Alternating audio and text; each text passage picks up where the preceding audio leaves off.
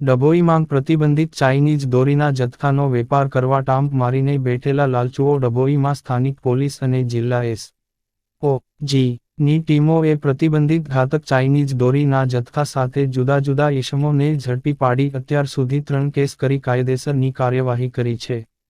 ત્યારે હજુ પણ ચાઇનીઝ દોરીનો મોટો જથ્થો ડભોઈ અને આજુબાજુના વિસ્તારોમાં છુપાવેલ છે.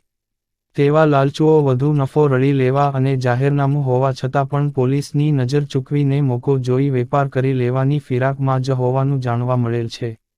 ત્યારે લોકોના જીવનને ગંભીર નુકસાન કરનારા આવા તત્વોને ઝેર કરવા જરૂરી હોય પોલીસે પણ કામગીરી માટે કમરકસી છે.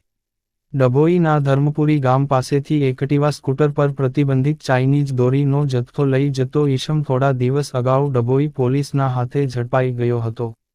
જે બાદમાં જિલ્લા એસ.ઓ.જી. ની ટીમે વેગા પાસેથી ચાઇનીઝ દોરીનો વેપાર કરતા એક ઈસમને 30 ફિરકા સાથે ઝડપી પાડ્યો હતો. જે બાદમાં એસ.ઓ.જી. ની ટીમે રેલવે સ્ટેશન સામેના વિસ્તારમાંથી બીજા ઈસમને પણ ચાઇનીઝ ફિરકા નંગ રૂન 60 સાથે ઝડપી કાયદેસરની કાર્યવાહી હાથ ધરેલ.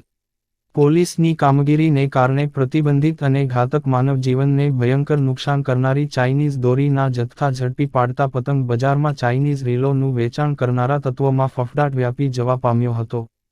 ત્યારે હવે જથ્થાબંધ ચાઇનીઝ દોરીના ફિરકાઓ નગરમાં વેપાર કરનારા ઈસમોએ છુપાવેલા હોવાથી પોલીસની પકડ ઢીલી પડે તેની રાહ જોઈ માલનો નિકાલ કરવાની વેતરણ કરી રહ્યા છે. ત્યારે ડભોઈ પોલીસ સહિત જિલ્લા એસ.ઓ.જી. ની ટીમો આવા તકવાદી ગુન્હાખોરીનું કૃત્ય કરનારા ઈસમો પર બાજ નજર રાખી સફળ કામગીરીની આશા સેવી રહી છે. જેથી ઉત્તરાયણ સુધીમાં ચાઇનીઝ રીલો વેચતા બોગસ ઈસમો પોલીસની રડારમાં આવે તો નવાઈ નહીં. રિપોર્ટર ફઝલ રજાક ખત્રીજી, પીકે ન્યૂઝ, ડભોઈ.